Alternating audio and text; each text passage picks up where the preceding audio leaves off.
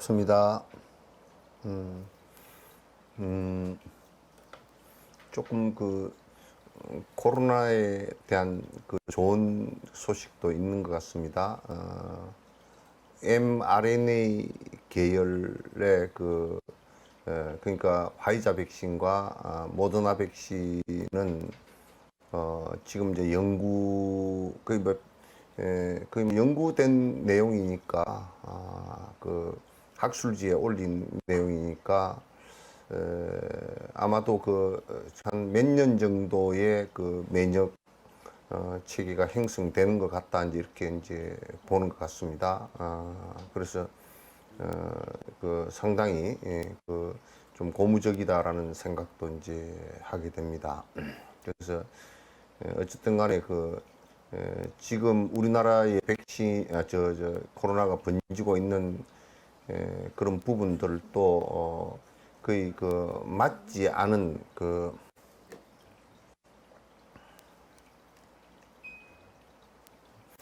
백신을 맞지 않은 그 사람들, 그 다음에 뭐 한 번 맞은 사람들이 돌파 감염이 됐다, 부분적으로 프로테이지는 낮지만은 돌파 감염이 됐다든지 뭐 그런 정도인 것 같습니다. 그래갖고 두 번씩 맞은 분들은 거의 걸리지 않는 것 같고, 한 번 맞은 분들은 조금 돌파 감염이 있는 것 같고, 그래서 백신이 확실히 그 효과가 코로나를 종식시키는 데는 백신 외에는 다른 대안이 없다라는 것도 이제 한 것 같습니다. 그래서 전 국민이 다 이제 백신을 다 맞았으면 하는 바람입니다.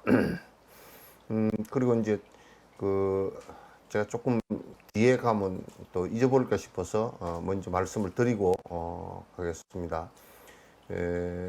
지금 입보리 행론을 만들고 있는 것은 그 입보리 행론이 청전 스님께서 번역하신 것이나 로덴께서 번역하시고 주석하신 것이나 또는 누구야 하엄자 스님께서 이제 또 번역하신 한문을 가지고 번역하신 그 내용 등이 있는데, 이제 그건 로덴이 번역하신 것은 굉장히 인도 철학적으로 설명이 아주 자세히 잘 돼 있고요. 또 그런 특징들이 있는데, 이제 제일 중요한 것은 개송을 원래는 운율을 갖고서 전부 다 이렇게 송하고 독송을 하게 할 수 있게끔, 그러니까 우리 이산 해원선사 발음문처럼 시조문학처럼 그렇게 되어 있는 것인데, 그게 안 돼 있어서 우리가 문사수 수행을 하는데 좀 문제가 있어서 제가 다시 그걸 갖다 전부 다 시조체로 4343, 3434, 44, 4분의 4박자로 전부 다 바꾸었거든요. 그래 독송을 하기 위해서, 우리 수행하기 위해서 그것을 보는 것이기 때문에 독송을 이렇게 이제 하기에 만들었거든요. 그래서 그 책도 독송하기 쉽게끔 책이 이제 이렇게 우리가 옛날 대장경 찍은 것처럼 찍을 때 길게 한 장을 이렇게 찍어가지고 두 페이지를 한 장에 찍어서 이렇게 접습니다. 그러면 사실상은 4페이지인데 접어져 있기 때문에 두 페이지로 돼 있거든요. 그래서 한지로 하고, 그래서 한지가 질기고 뭐 값은 비싸지만 질기고, 그래서 계속 책상 위에 놓고서 읽고 독송하기 좋게끔, 또 넘기면 책이 따라서 넘어오거나 그러지 않고 이제 잘 유지가 되거든요. 그래서 독송할 수 있게, 문사수 수행을 할 수 있게끔 이제 만들어서, 안에 읽으면 이해하고 그 다음에 기억도 하기가 쉽게끔 그렇게 이제 만들어서 그 책을 갖다 오래전에 만들려고 했다가 이번에 이제 계기가 돼서 만드는데, 이제 그 책에 대해서 조금 이제 제가 이제 꼭 말씀을 드릴 부분이, 제가 이 시간에 말씀을 드렸는데 내가 이 얘기를 갖다 좀 잘 못 들은 것 같아요. 내가 다시 보기 해가지고 다시 들어보니까 이 얘기는 바로 했는데 내가 조금 말을 명확하게 하지 않았다는 것이 있습니다.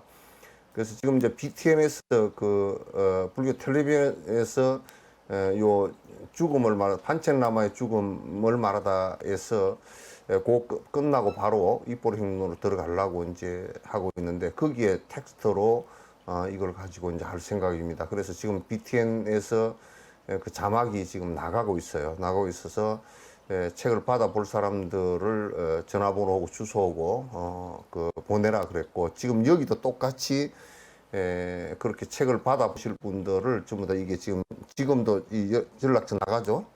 네. 여기에 연락처에 그 받으실 분 이름하고 그 다음에 전화번호를 주시면 혹시 이제 뭐 주소가 잘못되거나 그러면 전화를 드릴 수 있으니까 전화번호하고 이름하고 주소를 정확하게 좀 적어서 책이 오는 경우가 들어 왕왕 많습니다. 그러면 또 붙여야 되는 상황이 벌어지니까 그렇게 이제 좀 해주시면 BTN에서 우리가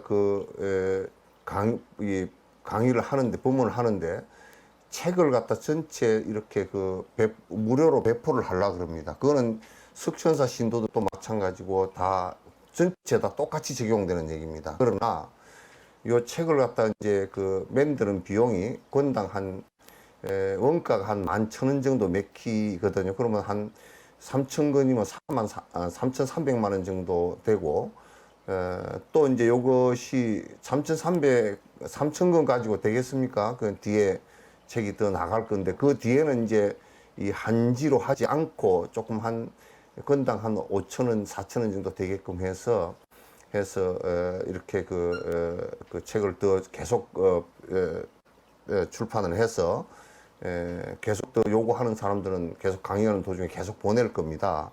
그런데 이제 그 돈이 여러분에게 책 한 권 사시오 이 얘기가 아니고요. 아니고 책은 100% 다 무료로 다 나갑니다. 나가니까 내 돈 책값 보냈으니까 돈 주시오. 그렇게 하면 다 안 보낼 겁니다. 그렇게 하시지 말고 여러분들이 10건이면 10건, 20건이면 20건, 30건이면 30건 여러분이 같이 동참을 하셔가지고 법보시를 하겠다 이 생각을 가진 분들만 보내세요. 돈을. 건수하고 상관없이 본인들이 나는 이번에 거기에 좀 동참해서 보내겠다 그러면 얼마를 보내시든지 그렇게 해서 법보시를 해 주시기 바란다 그 얘기입니다. 그 얘기를 명확하게 좀 말씀을 드리고서 해야 되겠다라는 생각을 먼저 이제 서두에 그 말씀을 좀 드리고 그러니까 이 계좌가 나가는 부분은 이 BTN에서는 계좌가 안 나갔습니다. 안 나가고 지금 이 인터넷 방송 하는 데만 계좌가 나가니까 여기는 법보시 할 사람들만 자, 내는 책을 또 그 얘기 하지 마십시오. 나는 돈을 50만 원 보내니까 50만 원치 책을 보내시오. 그렇게는 하지 마세요. 그거는 내가 책 장사를 하려고 하는 게 절대 아니니까 책 받아보실 분은 개별적으로 전부 다 주소해서 보내주시고 보내주시면 그대로 전부 다 무료로 다 나갈 겁니다. 무료로 나가고 내가 법보시를 하는데 동참을 하겠다 하시는 분만 안 하실 분들 안 하셔도 아무 이상 없습니다. 이상 없으시니까 동참하실 분들만 보내주시기 바랍니다. 그렇게 하면 돈이 조금 이제 여유가 있으면 다음 출판하는데 계속 책이 출판이 되어서 많은 전국에 있는 사람들에게 보시를 할 거니까요. 그렇게 좀 해주시기 바랍니다. 오늘 말씀드린 것도 또 조금 이해가 좀 또 다른 얘기로 받아들이실지 이제 잘은 모르겠는데 어쨌든 간에 책은 전부 다 100%다 무료입니다. 근데 이제 본인이 법보시 하실 분들만 가격과 상관없이 본인이 내가 얼마 정도 법보시를 하겠다, 얼마 정도 법보시 하겠다 이렇게 해서 통장으로 그냥 나는 이름 보내신 분들의 이름도 안 볼 겁니다. 안 보고 본인들이 내신 공덕이니까 그대로 받아서 그대로 집행을 할 겁니다. 그렇게 해주시기 바라고요. 오늘은 37 여기에 개송해 보시면 몇 페이지인가 오늘 55페이지의 맨 끝부분에 37 보리도품 조도품입니다. 보리도 깨달음을 이루는데 37가지 37조도품이에요. 37조도인데 이건 소성에서 사실 있었던 것이고 또 대성에서도 이제 이걸 차용해서 다 씁니다. 그래서 도를 이루는데 전부 다 도움이 되는 그러니까 도를 이루는데 전부 다 이게 그 도도야. 조도라는 건 도울 조자거든.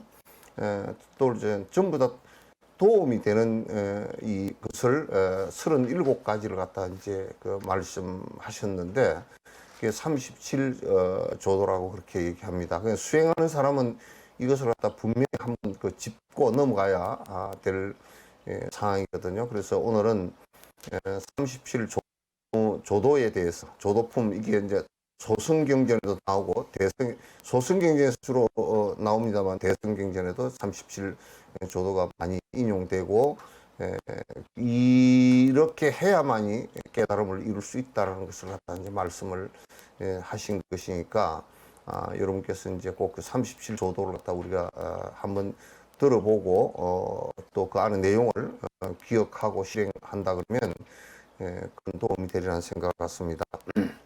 제일 첫 번째는 그 사념처입니다. 항상 우리가 생각을 하는데 우리의 생각이 근원적으로 어떻게 되어 있어야 되는가? 근원적으로 어떻게 생각이 여기에 사념처일 때 넉사자하고 생각념자하고 고처자 이렇게 얘기하는데 그런데 그 사념처 그러면 생각하는 것 이런 것으로 번역하지만 생각을 어떻게 그 네 가지의 생각을 해야만이 깨달음의 도를 할 수 있는 계기가 된다 그 말이지. 그러니까 여기 요 안에 특징들이 전부 다 핵심은 뭐냐면 무아를 갖다 체득해서 공성 체득을 해서 욕심을 완벽하게 버리게 하는데 그 뜻이 있습니다. 그래서 이게 이제 제일 첫째가 37조도품 가운데 제일 조도 가운데 도를 닦는데 꼭 필요한 것이 첫 번째 사념처입니다. 네 가지 생각을 이게 기본적인 생각의 네 가지를 꼭 이게 기본적으로 가져야 된다. 그런데 이제 여기에서 이런 생각이 정리가 안 되면 우리가 도를 닦는다고 하더라도 이게 그 잘못되기가 쉽고 엉뚱한 방향으로 가기가 쉽다 그런 뜻이 되겠죠. 첫 번째는 신념처입니다. 이게 이 몸뚱아리를 어떻게 생각하냐. 그 다음에 수념처.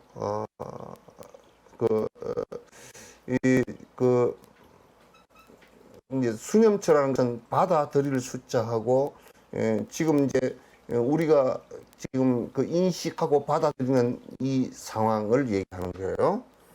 그 다음에 심념처, 마음이라는 것을 어떻게 둬야 되느냐. 그러니까 우리가 이제 몸과 지금 감각으로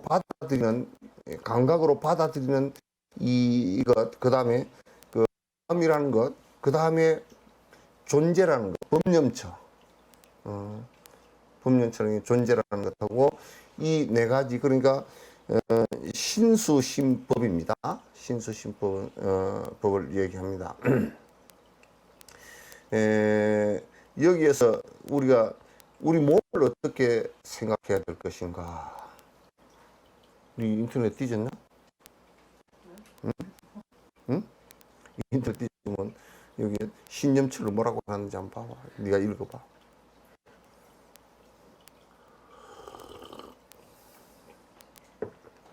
응? 읽어봐. 신체를 있는 그대로 통찰하여 마음을 응? 챙기.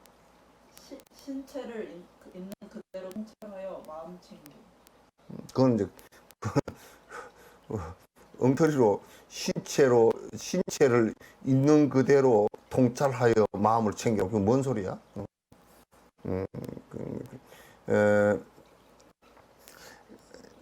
이 몸뚱아리라는 것을 그냥 우리가 이렇게 좀 생각해 보자 그 말이죠. 몸뚱아리는 것은 그냥 사대가 모인 것일 뿐이다 그런 생각이에요. 그 사대가 모였다고 흩어져 버릴 것이다 이렇게 생각을 하란 말이에요. 이 몸뚱아리를 생각할 때 그게 몸뚱아리의 영원성이 전혀 없다 그 말이죠. 그래서 이 몸뚱아리를 생각할 때, 아, 이거는 태어나면 반드시 지수화품으로 형성되어졌다가 이게 사라져 버릴 것이구나, 이 생각을 갖는단 말이에요. 지금 내가 전부 다 요것을 그 인터넷상이나 이런 데는 내가 아까도 들어오기 전에 잠깐 찾아보니까 막 애매하게 얘기를 해놨어.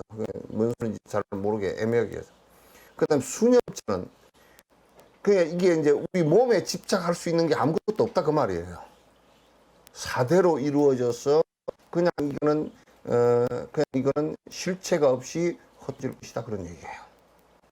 그 다음 수념처럼 뭐냐면 우리가 감각으로 받아들이는 것을 그때 이 감각으로 받아들일 때 여러분이 감각으로 우리가 받아들이는 것이 눈, 안, 입, 설신이 6가지 감각으로 받아들이잖아요. 받아들이는데 받아들일 때 좋다라고, 내가 참 좋아라고 받아들이는 것과 싫어라고 받아들이는 것 자체가 전부 다, 내가 지금 받아들이는 그 자체가 전부 다 고통이다 그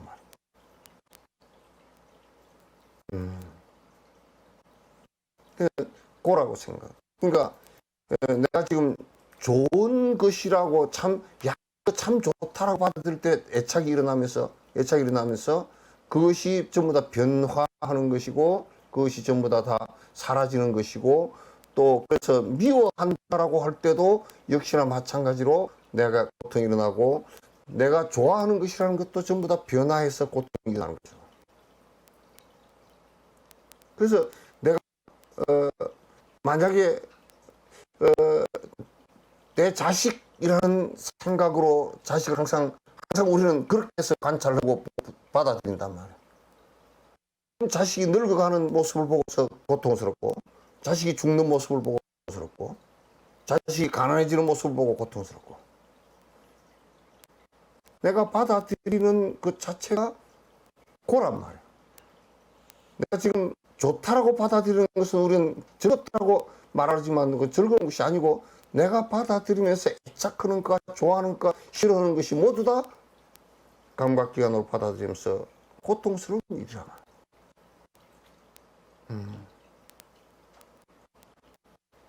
그 다음에 신념처럼 마음이라는 것이 전부 다 일어나는 것이 전부 다, 이 마음이라는 것도 여러분이 생각해 놓고 보면 전부 변화하는 것이라. 실체가 하나도 없어. 이 신념처도, 이게 마음이라는 게 내가 지금 고집해서 하는 것들이 전부 다 이것도 고일뿐이라. 고집한 이런 마음들이라는 것도 전부 다 고통일 뿐이란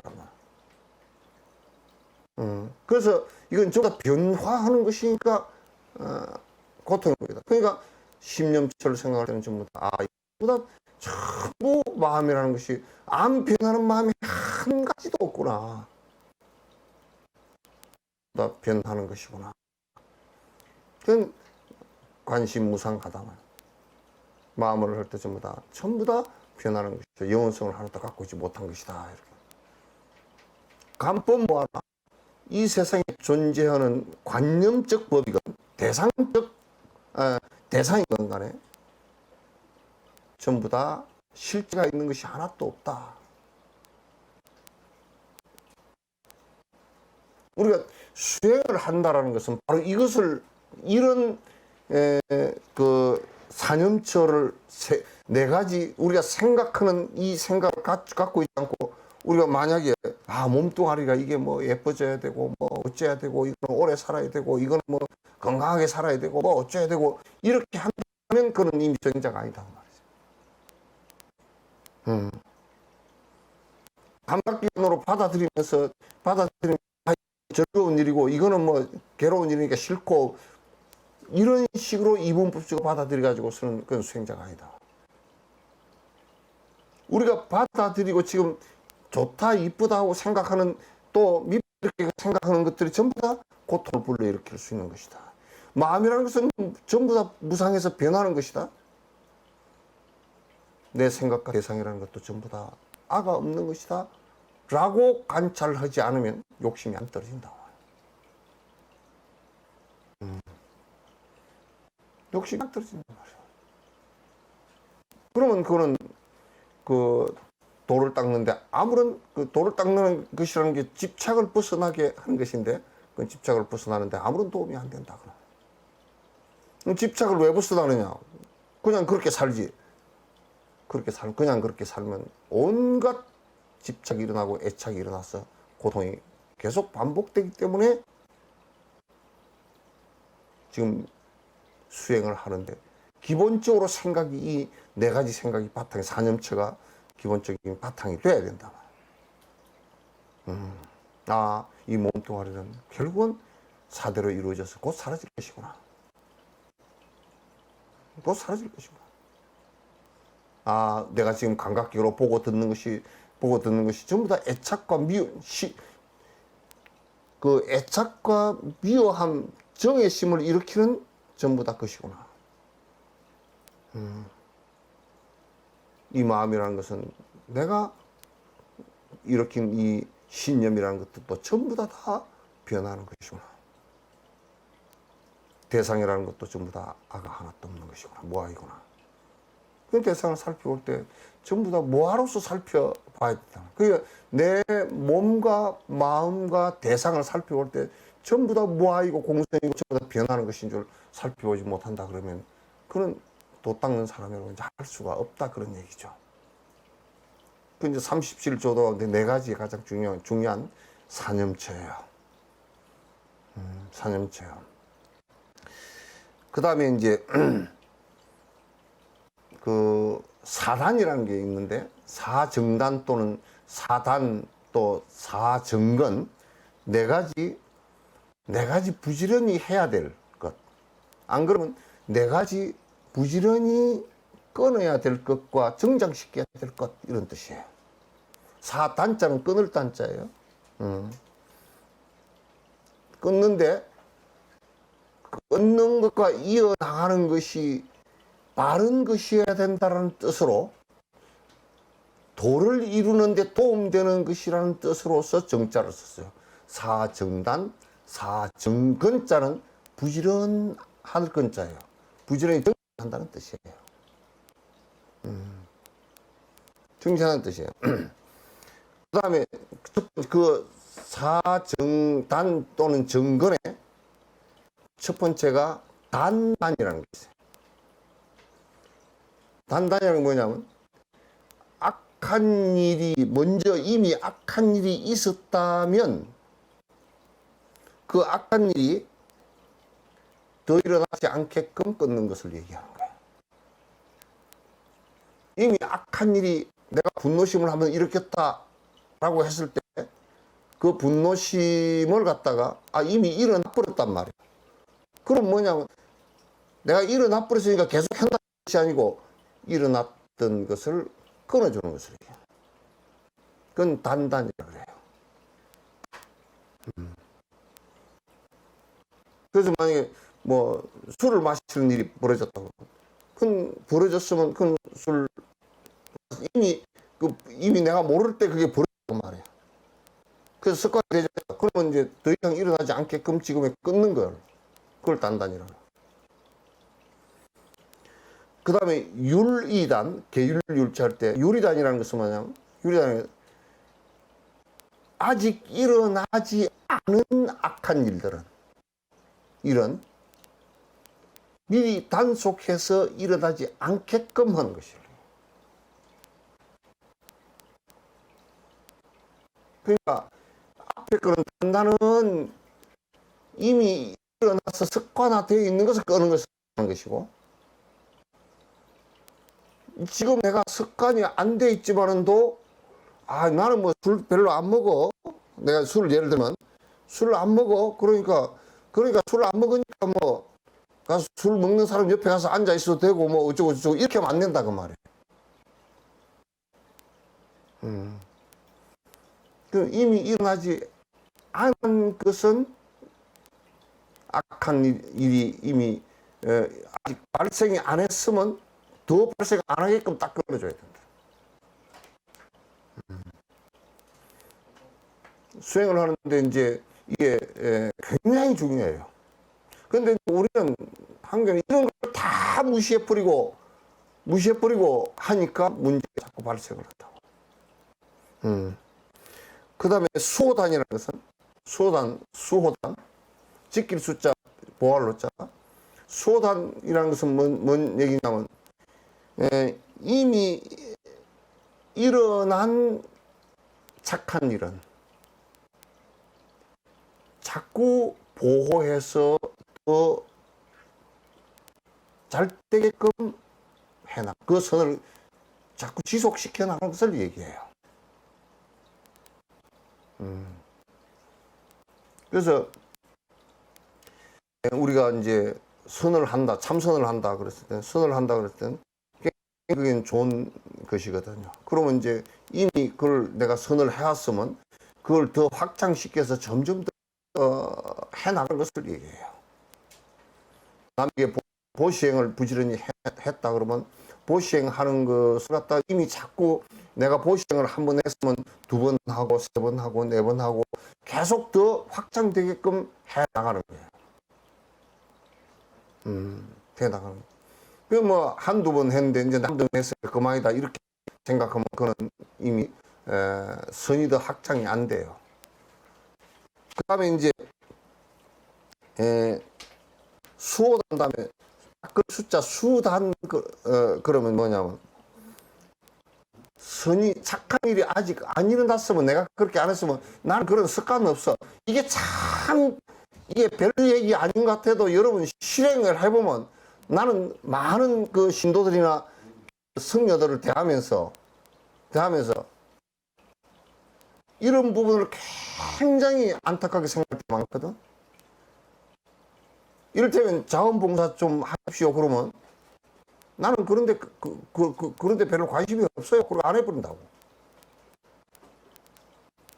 안 해버려.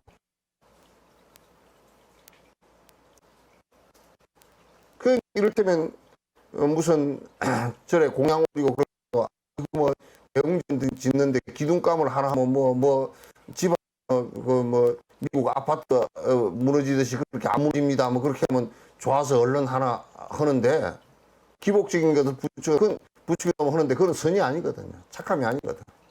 자기 복 받으려고 하는 일이 그건 착함이 절대 안 된다고. 그런데 이러한 좋은 일이 있으니까 보시를 하십시오. 그러면 나는 그게 안 하고요. 나중에 뭐 대웅전 치면 쓱가리 하고 기둥하고 하랍니다.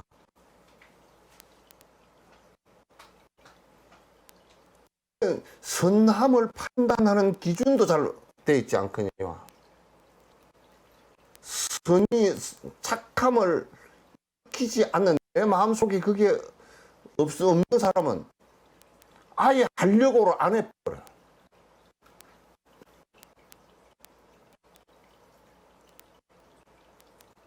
그래서 그걸 갖다 자꾸 합리화시키고 정당화시키고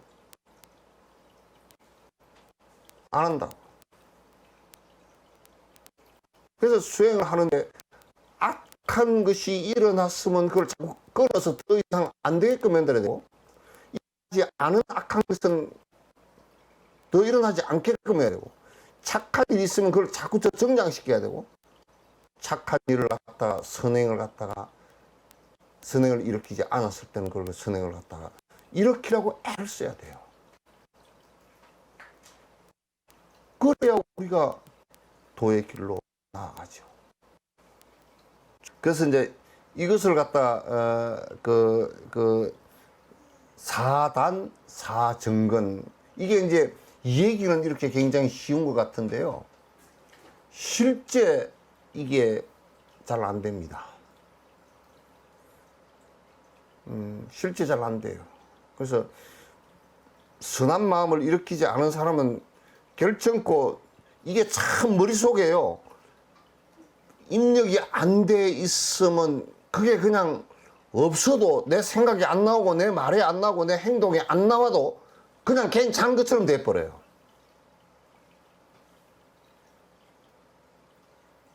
그래서 무슨 말을 하더라도 그 말을 갖다 잘 못 알아듣는 거예요.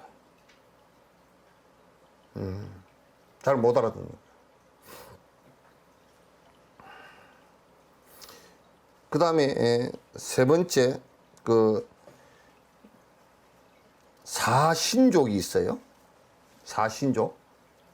신족이라는 말은 무슨 얘기냐면 이게 번역할 때 신족 그러면 그 신이라는 것은 이제 그 정신신자를 쓰는데요. 정신신자를 쓰는데 요거를 신통하고 얘기하는데 신통이란 말이 무슨 말이냐면 자유라는 말이랑 똑같은 말입니다. 그 신족하다는 자유로서 어디에 얽히지 않고 자유로서 그 족하다 만족됐 완성됐다고 말해요. 자유로서 완성됐다 그러네요. 그 사신족인데 제일 첫 번째 욕신족이에요. 욕신족은 뭐냐면 욕이라는 것은 하고자 할 욕이거든요. 이제 이게 뭐냐면 저 인터넷에 보니까 많이 그 틀리게 많이 해놨더라고요. 욕신족은 여러분이 수행을 하거나 선행을 하고자 할 때 거기에 자유롭게 접근할 수 있느냐라는 얘기죠. 이를테면 내가 복을 적게 지었다 그러면 하려고 해도 안 되는 거예요, 이게. 뭘 좀 하려고 그러면 그냥 몸이 아파 버리거나 또는 뭐 많은 얽힘이 있어가지고 그 얽힘에 그냥 구속돼 버리거나 여러분들도 지금 정진 좀 하려고 그러면 영감님이 안 놔주고 애들이 안 놔주고 뭐 돈이 그렇게 안 되고 집이 안 되고 다 안 돼. 그러니까 나중에 뭐라 그러냐면 나중에 나이 좀 먹고 좀 나이 먹으면 늙어서 안 돼 또. 늙어서 안 돼. 이게 욕신족이라는 것은 내가 선행을 하고자 여러분도 선행을 내가 야 어디에 뭘 좀 하고자 해도 난 돈이 없어. 남에게 베풀어 본 적이 별로 없어가지고 전부 다 써버리고 돈이 지금 없고 주려고 그러더라도 내한테 주머니에 돈이 없거나 또는 주머니에 돈이 있다 손 치더라도 줄 생각 자체가 없거나 그럼 양쪽 다 두 개 다 가난한 거야. 그럼. 그래서 선행을 하거나 베풀거나 할 때 자유롭지 못해. 수행을 하고자 할 때도 자유롭지 못해. 근데 우리가 내가 이제 좀 우스갯소리 비슷하게 영감님이 수행에 대해서 깊이 이해를 하고 있어. 그리고 돈을 갖다 내가 안 벌어도 충분히 쓸 수 있어. 애들도 전부 다 어머님 정진 드시는데 이번에 결제하는데 안 갔다 오십니까? 그래. 몸도 건강해.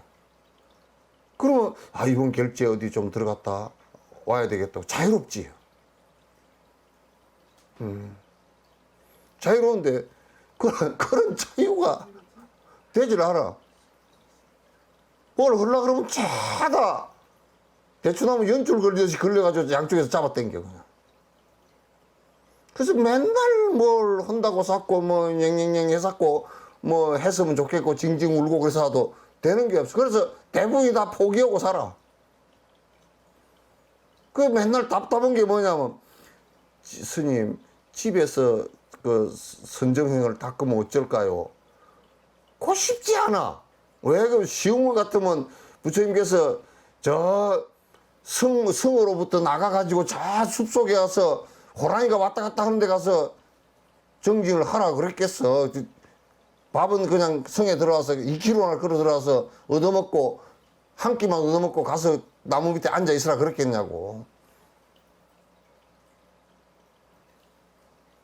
여러분이 집에서 정진을 하려고 하니까 돼야지. 영감님 밥 해주라 그러지. 한 끼를 안 해주고 나면 그냥 그릇이 저 아파트 밑으로 날아내려가고.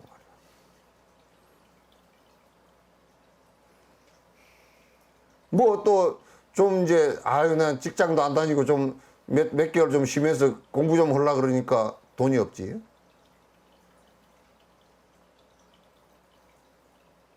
뭐 좀 하고 앉았어. 그러니까 애가 삑삑거리고 앉았지. 전화 오지. 텔레비전이 뭐 하지.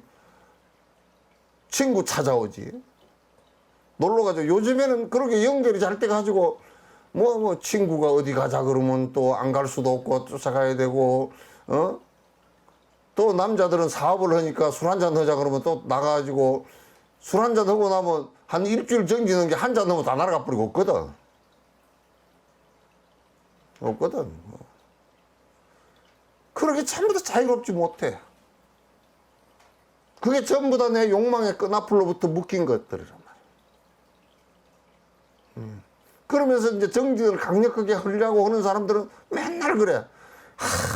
내가 왜, 누구는 그러더라고. 스님, 진작 좀 알았으면 그냥 남편도 안 만나고 시집 가기 전에, 장가 가기 전에 그냥 출가를 해버렸을 건데.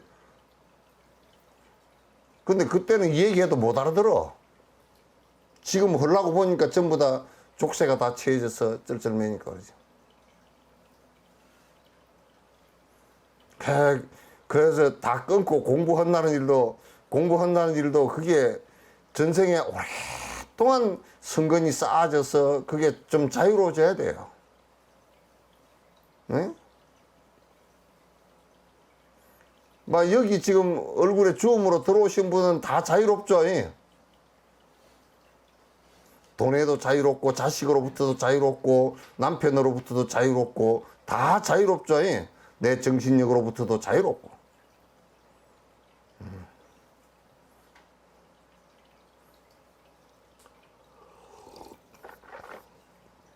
욕심쟁이.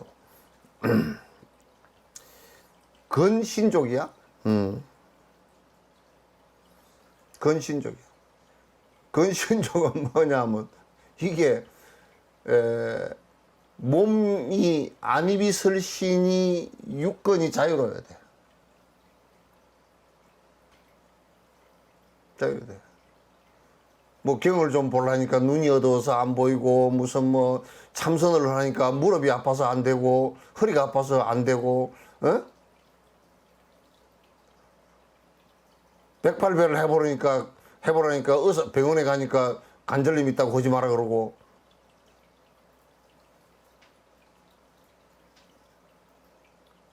그런데 항상 그래. 항상 내가 그렇게 얘기하면 뭐라냐. 그렇게 무릎 안 아플 때는 왜 안 했어 물어. 그때는 몰랐는데요. 그래서 성근이 없다라는 거예요. 약하다는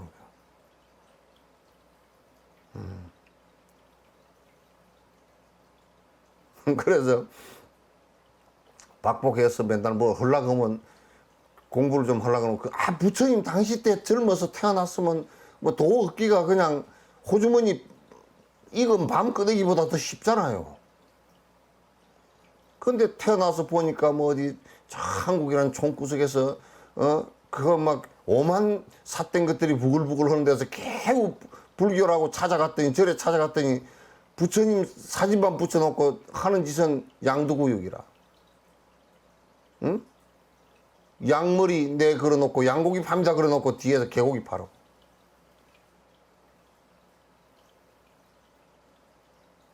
그래서 다 불전불후라. 또 내가 태어났다 그러면 부처님 오시기 전에 깜깜한 시절에 태어나고 또 부처님 가버린 뒤에 한참 뒤에 태어나가지고 법문이 어떤 법문이 제대로 된 법문이 바로 된 법문인지도 듣지도 못하고 이런 세상을 갖다가 우리가 살아가고 있단 말이야. 그것도 우리가 또 하나 제일 눈 어두운 것은 그래도 안경 끼고라도 볼 수 있고 귀가 어두운 것은 보청기 끼고라도 볼 수 있고 들을 수 있고 그렇게 하는데 뇌가 나쁘면 머리가 나쁘면 보통 일이 아니야 또. 이거는 뭐 머리 좋아지는 약도 없고 무슨 약이 없어. 그러면 무슨 소리 했는지 알아듣지도 못해. 맨날 듣기는 하는데 못 알아들어. 못 알아듣는단 말이야. 육건이 청정하다는 얘기는 그래서 우리가 보고 듣고 기억하고 하는데 좀 이게 감각기관이 말이죠. 우리가 이 미각적인 부분만 잃어버려도요, 많은 정신적 부분이 결함이 일어나요. 청각 부분을 우리가 많이 잃었다 그러면 법을 들을 수가 없잖아요. 시각을 잃어버린다 그러면 부처의 말씀을 볼 수가 없어.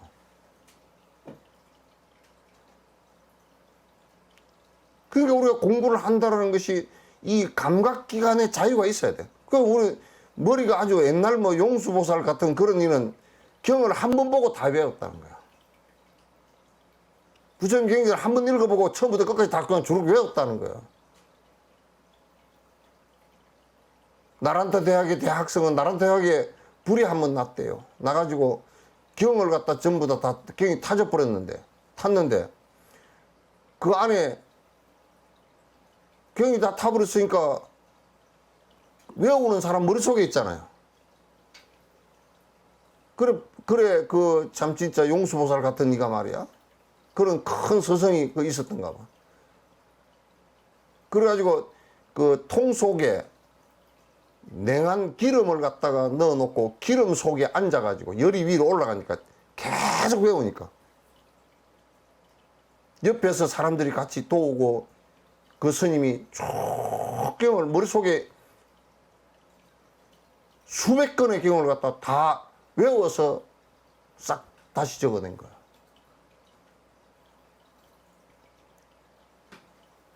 그럼 뭐 우리는 뭐라고 얘기를 하면 어저께 일주일 전에 스님이 그 얘기를 했던가 말았던가 그것도 기억이 안 나.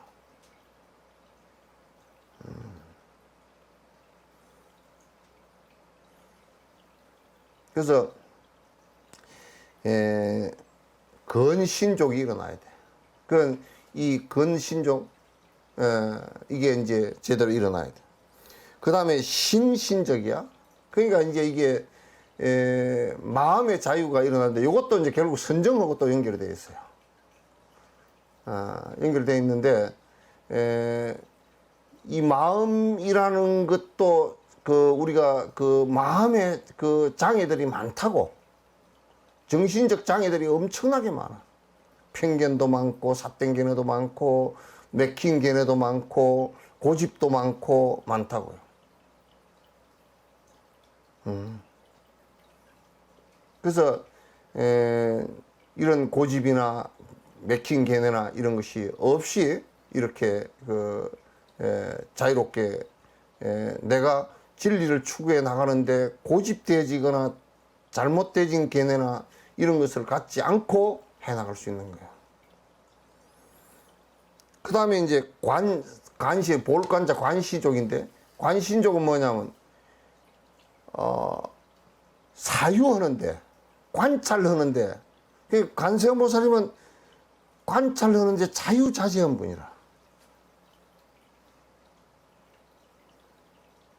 그래서 우리가 경을 보고서도 부처님 말씀을 보고서 그것이 무엇을 말하는 것인지를 잘 관찰하는데 자유로워야지. 글은 읽었는데 안에 내용 관찰하는 내용이 아무것도 없다 그러면 그건 정말 한심한 거지. 글밖에 모르는 거지. 그래서 이런 것들은요, 우리가 이제 욕신족이나 근신족, 심신족, 관신족 같은 거, 이건 자유로움이 일어나는 것은 전부 다 내가 예비 수행들을 갖다 철저히 하는 데서 그 공덕이 이루어지는 거예요.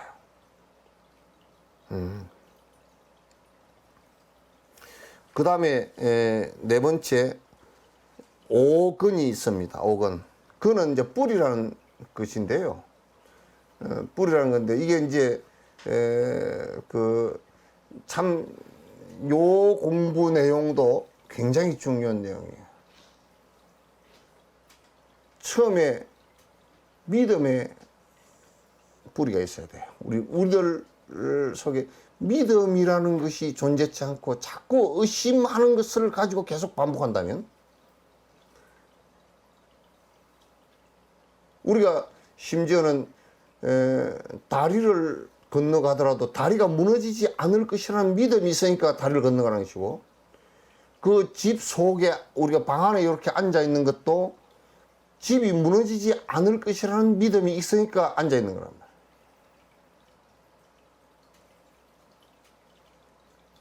이 부처님 말씀이 깨달음으로 들어갈 수 있다라는 말씀의 믿음의 뿌리가 깊어야 흔들리지 않고 들어갈 수 있는 것이거든.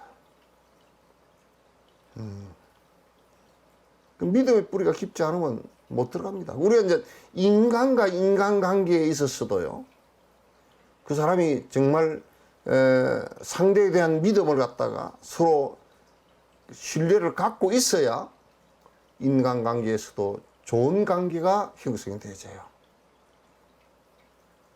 수행을 하는데 신근이 없으면, 믿음의 뿌리가 없으면 안 됩니다. 그러니까 하엄경 같은 경우도 제일 첫 번째가 신근을 얘기했거든. 믿음이 모든 공덕의 어머니가 된다, 그렇게 얘기했거든.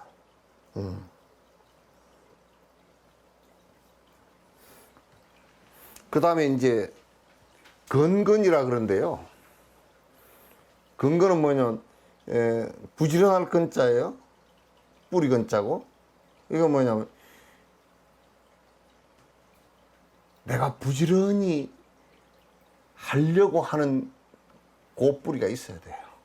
신념이 있어야 돼요. 내가 기도를 한다 또는 참선을 한다 그럴 때는 꾸준하게 내가 부지런히 해 나가는 이 힘이 있어야지. 그렇지 않고 조금 보다 말고 뭐 말로만 하고 말고 그렇게 하면 하나도 자기 변화가 일어나지 않죠. 근데 보통 사람들은 이렇게 이제 약간 믿음의 뿌리가 있다 손 치더라도 부지런히 하지를 않아요. 근근이 안 돼요. 그래서 이 사람은 한번 가르치주면 믿음의 뿌리도 있고 부지런하게 하는 힘도 있어서, 그 뿌리가 있어서 가르쳐주니까 부지런히 하고 있더라. 한 3, 4년 뒤에 보니까 옛날에 가르쳐준 것보다 훨씬 더 깊이 있게 매일 쉬지 않고 할 수 있더라고. 그런 사람한테는, 정진을 부지런히 하고 있는 사람한테는, 근근이 있어가지고 정진을 부지런히 하고 있는 사람한테는 보면 알거든요. 너 부지런히 정진하냐 그거 묻지 않아요. 아니까, 질문하는 것도 들어보면 아니까. 그러나 우리 신도들 같은 경우는 부지런히 공부하라 그래 놓으면 네 대답은 찰떡같이 해놔놓고 안 해. 안 해. 잘 안 해.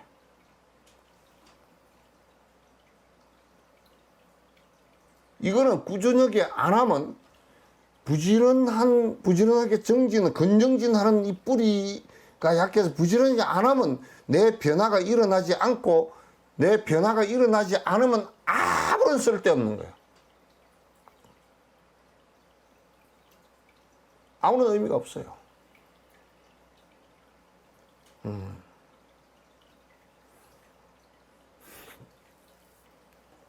그 다음에 염건이라. 이게 염자는 생각 염자인데, 이 생각의 뿌리, 무슨 얘기냐면 부지런하게 정진하겠다는 신념이 강하게 있어야 돼요. 신념이 강하게 있어야 돼요. 신념의 뿌리가 강해야 돼요. 어저께까지는 뭐 대답 네 해놔놓고 오늘 생각이 또 바뀌어가지고 뭐 왔다 갔다 그냥 산만하고 그렇게 하면 안 돼요.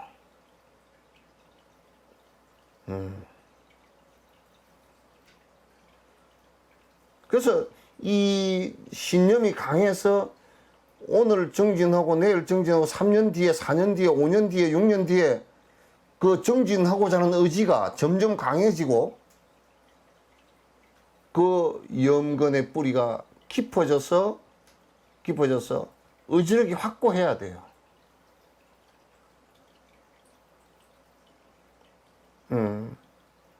이런 게 이제 허약하니까 나이가 좀 들어가서 나이가 한 60, 70 된 사람한테 요즘 부지런히 정진합니까? 아이고 정진이고 뭐가 나 죽으십니다 이러고 앉았어. 퍼져가지고.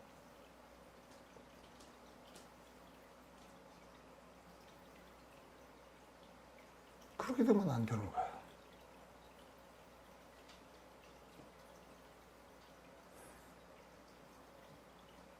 그 다음에 정건이야. 그 선정할 때 정건이야. 정건은 뭐냐면 집중할 수 있는 힘의 뿌리가 있어야 돼요. 뭘 뭐 부지런히 하고 다닌다 그러는데 산만해가지고 오락가락하면 그거 안 돼. 온갖 산만해가지고 선정력의 뿌리가 정력의 집중력의 뿌리가 없으면 안 된단 말이야. 우리가 이제 이를테면 무슨 일을 하나 하더라도 나는 전에 그런 그 일을 하는 사람을 봤어. 그 처사가 일을 하는데 밭에 가서 괭이질을 해가지고 풀을 좀 이게 두둑을 이렇게 돋우다가 한 10분 하다가 아이고 허리야 던져버리고 가가지고 뭐하고 앉았냐면 저 가가지고 또 나무 자르고 앉았어. 그 나무 한 10분 자르고 아이고 팔이 아파 못하겠다고 저 가가지고 또 저 뒤에 가서 마당 쓸고 있어. 하루 종일 일을 해도 일이 뭘 했는지를 몰라.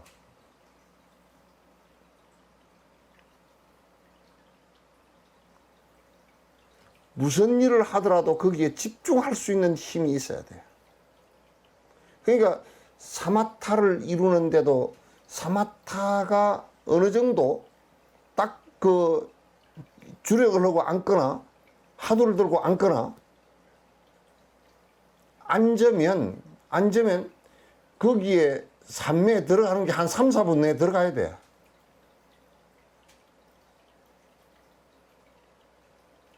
뭐 산매에 들어가는데 그냥 한번 10분 돼도 딴 생각하고 앉았고 졸고 앉았고 그렇게 뭐 어디다 써? 암직에도 쓸 데가 없지.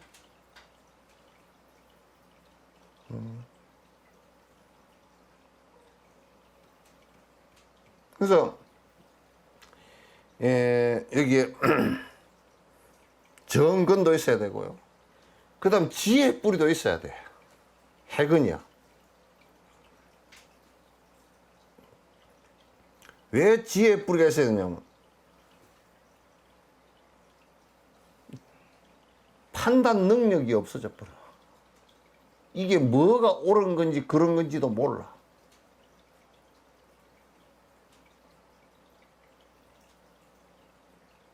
산신 할아버지 모셔놓은 곳인지 부처님 모셔놓은 건지 그것도 구분할 필요가 없어.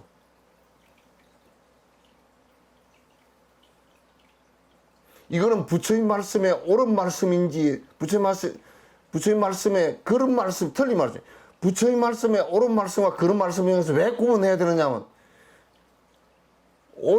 부처님 말씀에 옳은 말씀이라는 것은 번뇌를 버리고 나를 평안케 하는데 도움되는 약이고 그런 말씀이라는 것은 아무리 해도 도움이 하나도 안 되고 오히려 안 좋아지는 약이란 말이야. 안 좋아지는 건 해가 되는 독약이란 말이야. 그래서 이걸 정법에 대한 구분이 해근이 없으면 실컷 가서 뭔 들었는데 가서 바라문교 듣고 앉았든지 실컷 들었는데 라센시 법문을 보고서 아 이거 그럼 부처님과 똑같더라고 이러고 앉았고 우리 보살들 제일 한심한 것은 아이고 뭐 기독교나 캐톨릭이나 불교나 다 똑같은 종교죠. 뭘 똑같아.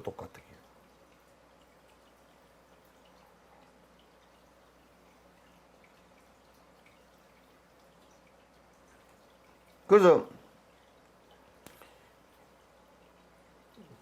판단하고 구분할 수 있는 해근이 있어야 돼. 이건 나는 미국 사람들이 좋은 점이 딱 하나 있더라고. 뭐냐면 무슨 병원에서 누가 약 처방을 하잖아요. 그 뭐 아스피린을 처방했다 그러면 아스피린이 미국 식약처에서 어떻게 뭔 때문에 먹는 약이고 그게 부작용이 뭐고 먹을 때 뭘 했으면 안 되고 이런 것을 자기가 공부를 다 해.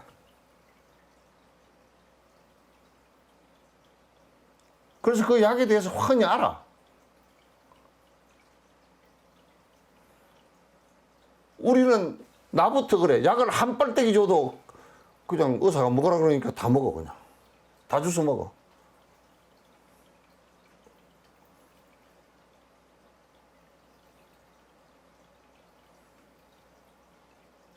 그래 잘못된 나이롱 의사 맞으면 사람 죽는다니까?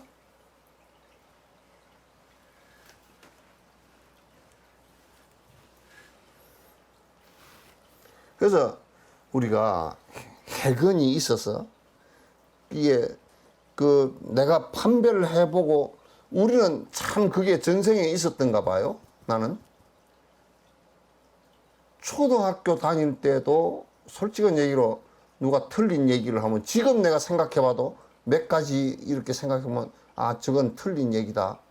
그때 당시 판단했던 게 지금도 그대로 판단이 된다고.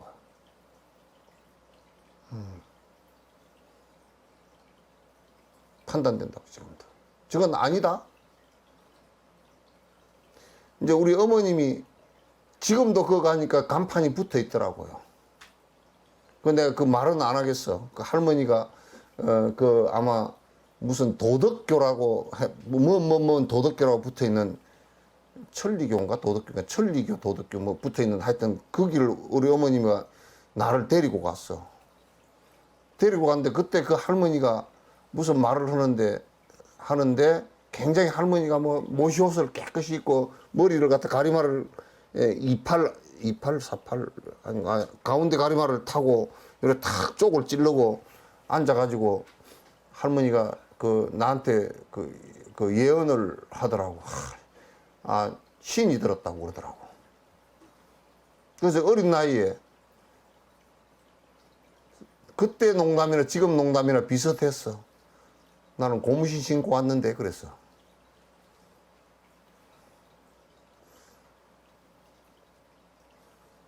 할머니 얘기를 나도 우습게 생각했다고. 할머니 무슨 저 헛소리 하고 내가 고무신 신고 왔는데.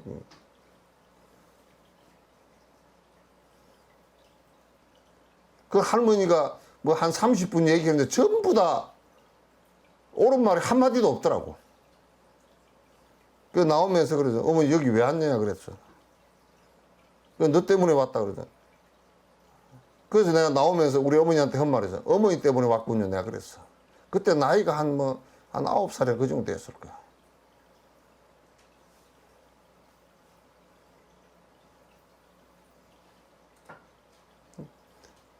이게 본인이 지금 해놓은 것이 밥인지 죽인지도 구분이 안 되고 누가 뭐라 그러는데 생선인지 나물인지도 구분이 안 되면 그거 어디다 써먹을 거야? 그거 어디 부엌에 들여놓겠어요?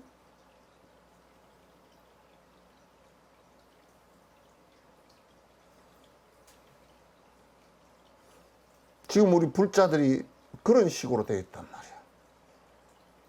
응? 해근이 없어서. 해근이 약해서.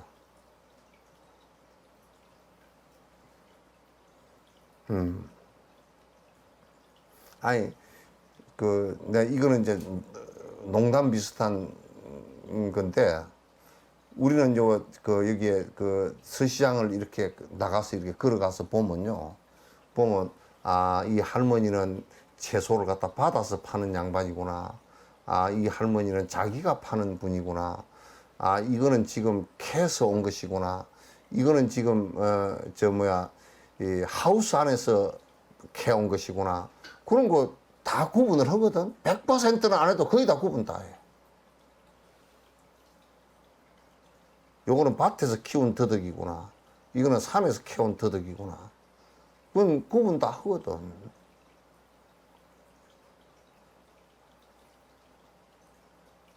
여러분도 시장에 나가서 그거 다 구분하시죠? 예.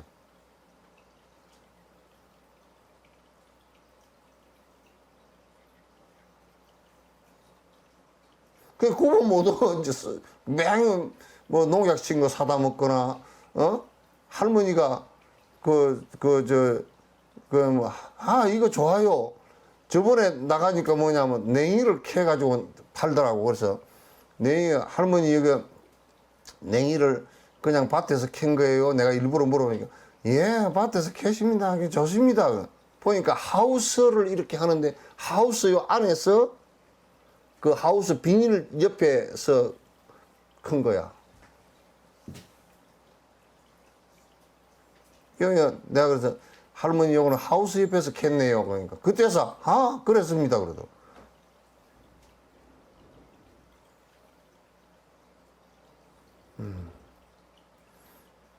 그러니까 우리가 이제 해건이 있다라는 것은 지혜의 뿌리가 있다라는 것은 이렇게 시장에 나가서 나물 하나를 보고서도 구분할 수 있는 능력이 있는 것처럼 부처님 말씀에 저 사람이 얘기하는데 저건 틀린 얘기구나.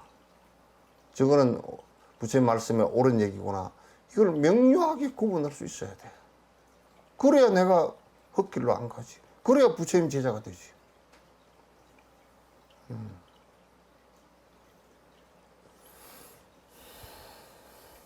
그래서 그걸 갖다 이제 오근이라 그러고 그 다음에 오력이 있어요. 오력이. 그 이제 그 뿌리라는 말과 같이 겹쳐지는 얘기인데 첫 번째가 신력이거든. 믿음의 힘이라. 그 전에는 믿음의 뿌리이지만은 이거는 믿음의 뿌리가 있으면 믿음의 힘이 생겨. 믿음의 힘이 생긴다고. 그러니까 믿음의 힘이 생기면 우리가 믿음의 사람 관계도 세속 관계에서 사람 관계도 믿음의 힘이 신근히 믿는 것이 있어야 믿음의 힘이 생겨서 거기서 사업도 크게 서로 할 수 있고 이런 것이 생기지. 그와 마찬가지로 신행을 하는데도 불법을 수행하는데도 도를 닦는데도 믿음의 뿌리가 있어야 믿음의 힘이 있어 나를 변화시킬 수 있는 힘이 생긴다. 그걸 믿고 건널 수 있는 힘이 생긴단 말이에요. 그게 첫 번째 실력이라고 그래요. 믿음의 힘이라고 그래요. 그래서 우리가 여기서 서울을 가는데 그 서울 가는 버스를 타고 어디로 거쳐서 올라가면 이게 그 서울이구나 하는 이것을 그런 믿음이 있어야 거기에 가는데 추진력이 생긴단 말이에요. 선행을 하는데도 이게 선행을 하면 이게 어떤 내한테 도움이 되고 어떤 내 마음의 변화가 일어나고 나한테 마음의 평화가 어떻게 해서 일어난다는 것을 알게 되고 그러면 지금 믿음의 힘이 작동을 하는 것이죠.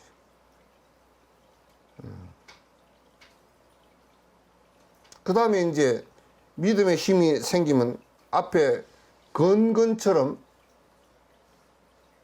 부지런하게 정진하는 뿌리가 있으면 정진력이 생겨요.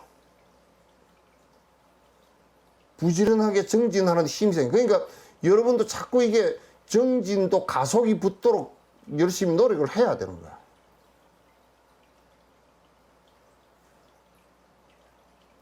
정진력이 생겨야 이제 우리가 돌아다니는 힘이 생겼다든지 또는 뭐 술 먹는 힘이 생겼다든지 담배 피우는 힘이 생겼다든지 그건 사람 죽이는 힘이라 전부 다.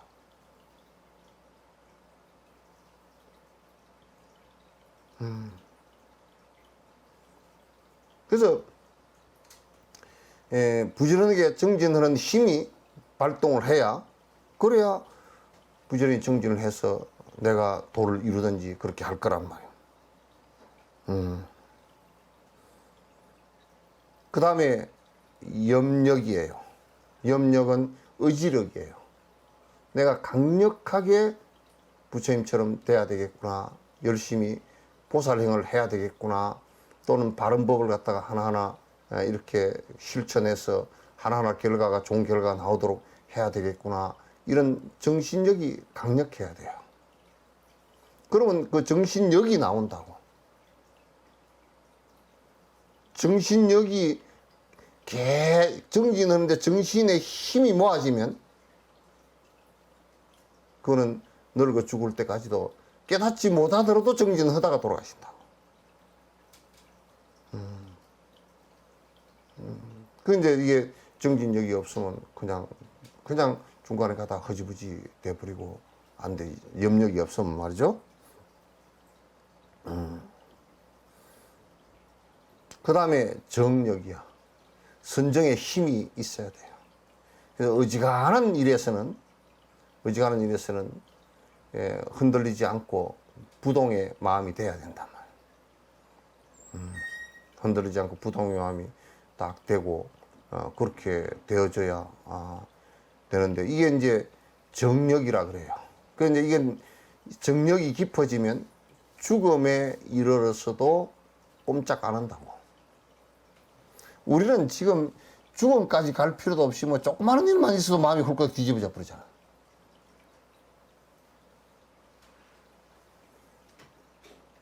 조그마한 일만 있어도 마음이 훌쩍 뒤집어지고 못 쓴단 말이야.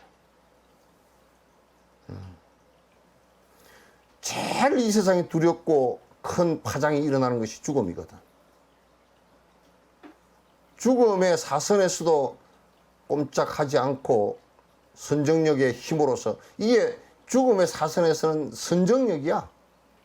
선정력이 받침이 안 되면 절대 죽음의 두려움을 갖다 피하기가 힘들어.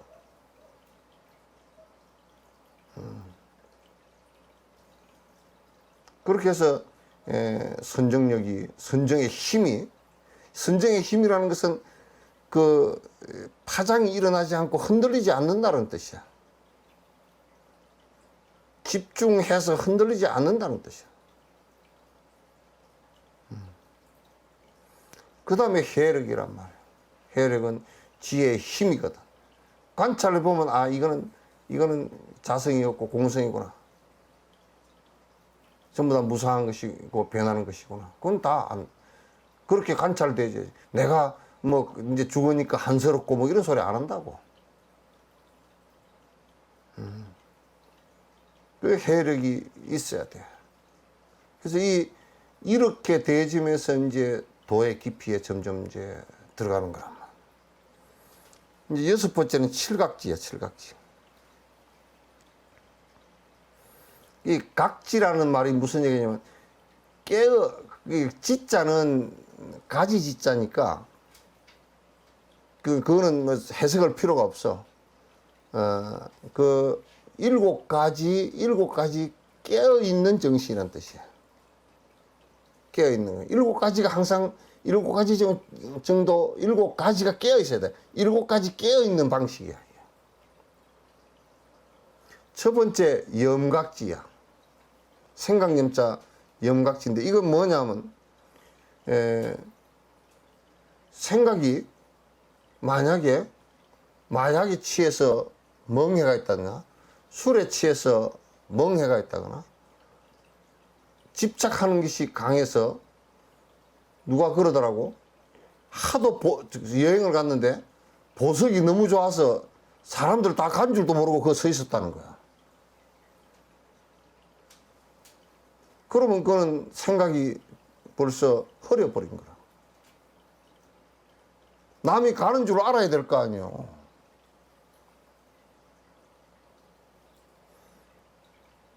또는 명상이라는 것을 하면서 아무 생각 없이 앉아있다? 그것도 생각이 깨어있는 게 아니란 말이에요. 그래서 불교의 명상은 염불주력을 할 때도 염불이 관세음보살을 하는 여기에 생각이 같이 있어야 돼. 생각이 하나로 집중된다는 뜻이지 생각이 없어진다는 뜻이 아니란 말이야.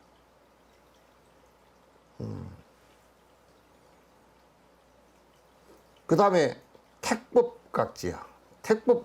택법이라는 게 뭐냐면 이게 법이고 이거는 법이 아니고 요걸 내가 이걸 갖다 정지를 하는데 정확하게 바른 법을 갖다 선택을 하는 거라. 그게 택법각지야. 바른 법을 선택하는 깨어있는, 선택해서 그 바른 법으로 정진하는 깨어있음이 있어야 된다.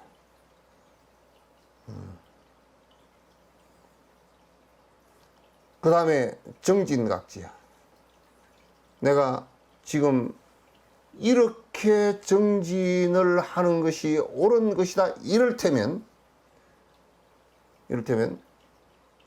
사마타 정견을 세우고 바른 견해를 세우고 또 사마타 수행을 하고 집중이 되어져서 또 비파사나 수행을 해서 비파사나를 닦아서 이게 정신이 이런 수행을 해야 된다라는 것을 내가 잘 아는 것을, 바른 견해가 일어나서 잘 아는 것을, 이 정신이 깨어 있어야 된다. 이렇게 정진을 하면 되는구나 라는 이 정신을 알아야 된단 말이야. 그 다음에 그 시각지인데, 시각지는 뭐냐면 정진이 돼 나가는데 사마타 수행을 하거나 비파사나 수행을 하면서 정진이 돼 나가는데 번뇌가 떨어져 나가는 모습을 자기가 느낀단 말이야. 이게. 확확 줄어드는 모습을 느끼고 이게 지금 돼 간다라는 걸 느낄 때 시각지야. 깊은 희열 속에 잠긴단 말이야. 그걸 깊음에 깨어있다. 시각이야. 그 다음에 이제 오는 것이 경안각지야. 몸과 마음이 아주 번뇌가 거의 90% 이상 날아가 버리면서 아주 몸과 마음이 가뿐해지고 마음도 가뿐해지고 몸도 가뿐해지고 경안이야. 편안해지고. 경안으로서 깨어 있어야 돼. 경안으로서. 근데 보통 사람들은 이렇게 될 때 그냥 그 집중을 해서 혼짐 상태에 들어가서 지금 도교나 브라만교처럼 혼짐 상태에 들어가서 그냥 편안해져 버린 것을 갖다 얘기하는데 그거 아니야. 경안이 내가 아주 몸과 마음이 가뿐해졌다는 것을 내가 알아. 그렇게 깨어 있어. 그 다음에 정각지야. 선정정자 정각지란 말. 그건 뭐냐면 집중이 딱 되어져서 오락가락하는 생각이 하나도 없는 깨어있는 생각이 되겠다. 그러니까 연불을 하면 연불에 그대로 하루 종일 집중이 되어져 있단 말이야. 하두를 하면 하두에 하루 종일 집중이 되어져 있단 말이야. 그걸 정각지 그래요. 그 다음에 이제 마지막에 사각지가 돼. 이 버릴 사자거든. 사각지는 뭐냐면 그러기 때문에 지금 내가 내 몸뚱아리와 내 마음이라는 것도 다 이게 실제가 아니구나 하고 다 버릴 수 있는 마음이 다 된다고요. 내 마음으로부터 내로부터 이게 집착이 다 떠나버리면 다 떠난 상태가 돼버려. 다 떠나버리는 상태가 된다고.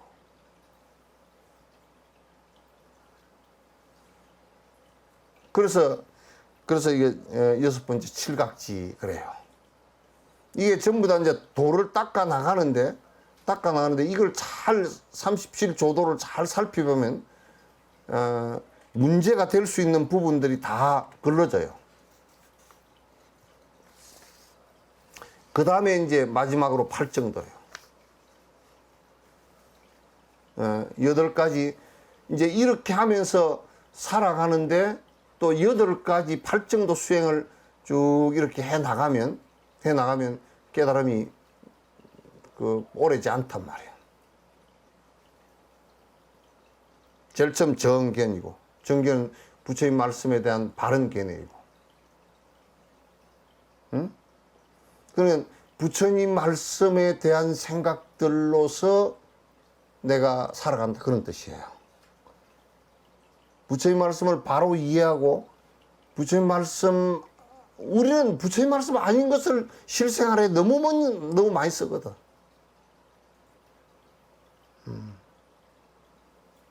부처님 말씀 아닌 것을 너무 많이 쓰면서 정진한다고 떠들고 있거든. 그러니까 본문을 계속 듣고 경을 보고 그러면서 바른 견해를 갖다 정견을 쌓는 거야. 그 다음에 그 정사유인데 그건 이제 그러면 이제 내가 견해가 바르면 생각하는 것도 바른 생각이 돼. 부처님 생각으로 바로 돼. 정사유야. 그 다음에 생각이 발라지면 정어가 돼. 말하는 게 전부 다 부처님 말 외에는 잘 안 나와.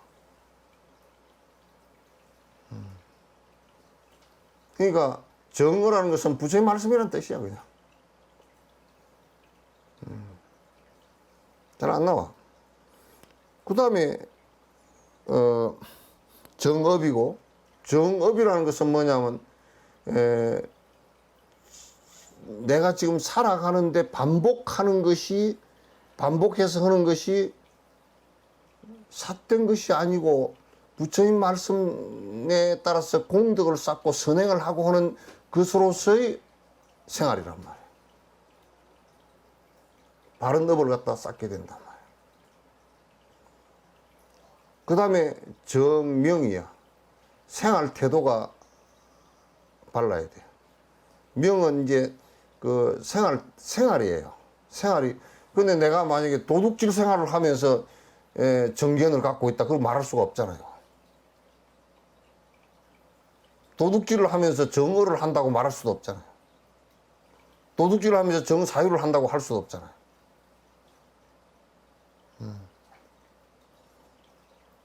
그 다음에 정건이야. 정진을 하는데 부처님 말씀을 따라서 번뇌를 갖다 떨어뜨리기 위한 바른 정진을 갖다가 쭉 해나간단 말이야.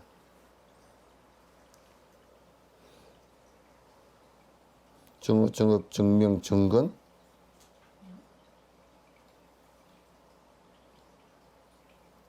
그 다음에 이제 정정. 여기에 정정이라는 것은 번뇌를 떨어뜨리기 위한 하두선이나 또는 연불선이나 다른 것처럼 그냥 먹먹해지고 혼짐 속으로 빠져들고 뭐 생각이 없어지고 이런 것이 아니고 번뇌를 떨구고서 지혜가 일어나게 하는 선정이란 말이에요. 그게 정정이라고. 그 다음에 여기에 이제 정해, 바른 비파사나, 바른 비파사나를 그러니까 바른 관을 해 나간단 말이에요. 지금 이게 이제 전체가 합해서 37조도예요. 37개예요. 이게 이제 이렇게 정진을 갖다 해 나감으로써 이게 내가 번뇌가 끊어져서 도에 들어갈 수 있는 여기에 도라는 것은 중도입니다. 공성을 체험한 중도에 들어갈 수 있는 힘이 전부 다 이 37가지 이 수행법에 의해서 형성되어질 수가 있다는 뜻이에요.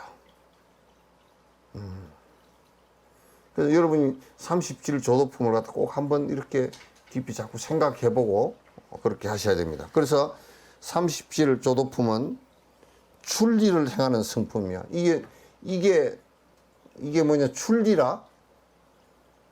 세상의 세속적 번뇌로부터 벗어나게 하는데 그 본뜻이 있다는 거예요. 이렇게 실행을 하면, 37조도를 실행을 하면 세상의 번뇌로부터 벗어난다고 말이죠. 그래서 도를 이루게 되는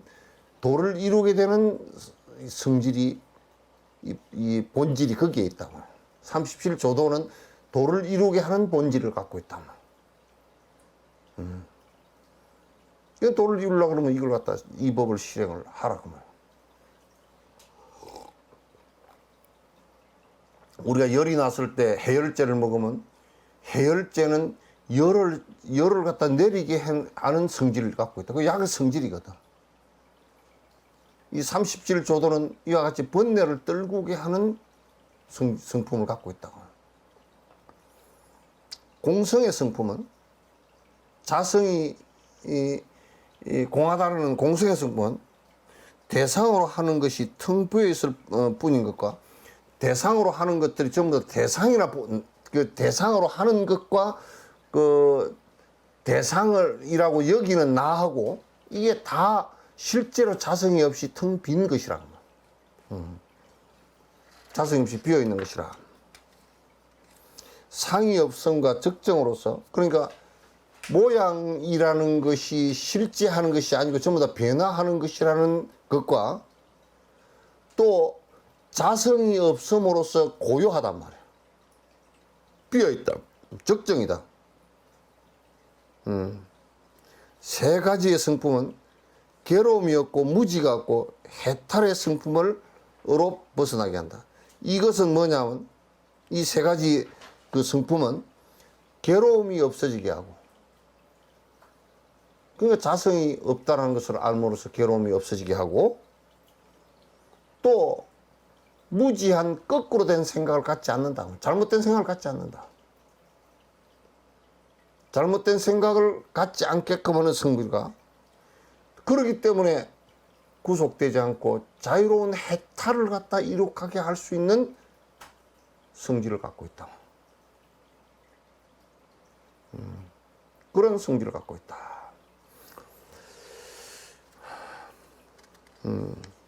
오늘은 여기까지만 하시죠. 예.